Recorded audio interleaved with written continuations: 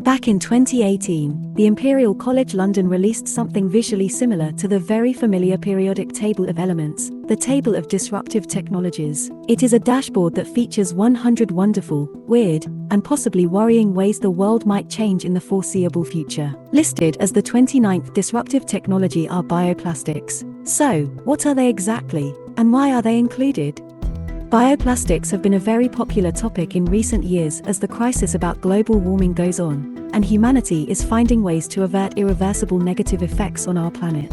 With our modern technology, people have been developing renewable resources. Modern plastics are made using chemicals sourced from fossil fuels such as natural gas or petroleum, which are not exactly eco-friendly materials.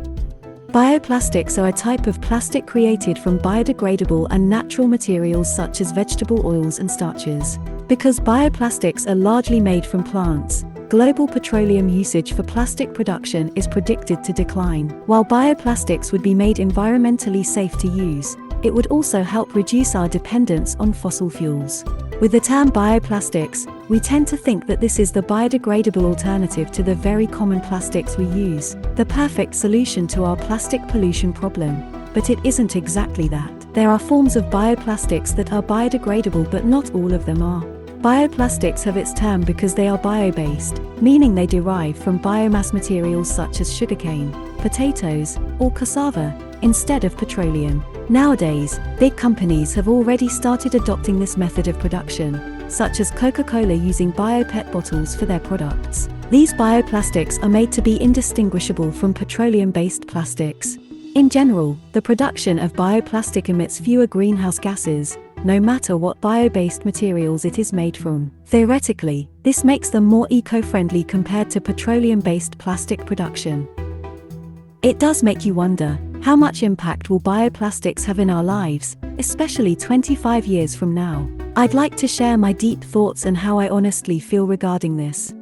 As I was writing a research paper about bioplastics, I have come to realize that bioplastics aren't exactly the miraculous solution to plastic pollution because, if not handled properly, it will just pollute our planet like all the common plastic does. If the global production of bioplastics will be able to accommodate the market 25 years from now, ideally, the world would be a better place. We will no longer rely on fossil fuels for plastic production, which will be much more environmentally friendly, and there is less emission of greenhouse gases. Realistically, bioplastics may only cause the same problems as petroleum-based plastics and can cause more.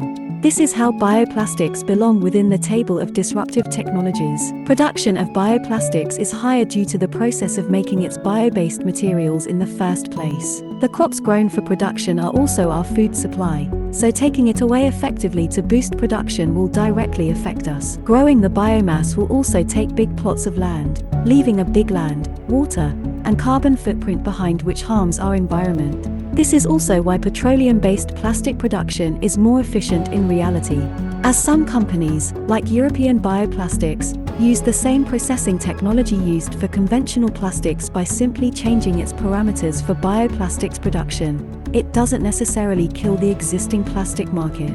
Most bioplastics in the present are still non-biodegradable, so 25 years from now, plastics would still feel the same. Actual biodegradable plastics need specific conditions to degrade, such as composting facilities. So, in countries like the Philippines, where composting facilities aren't that common knowledge in the first place, they wouldn't be able to biodegrade a plastic. Another thing that persists through time is human nature. Most of us seem to not care much about littering, which I am sure will still remain 25 years from now on. Instead of petroleum-based plastics polluting our environment, it would be bioplastics. It does somehow sound a bit better, but it isn't exactly a good turnout for this innovation. As the future isn't set in stone, 25 years from now on may not turn out as I predict. Technology will continue to evolve and humanity will invent new things. Plastics are actually very helpful for us. It is a very convenient material that we can use for various things.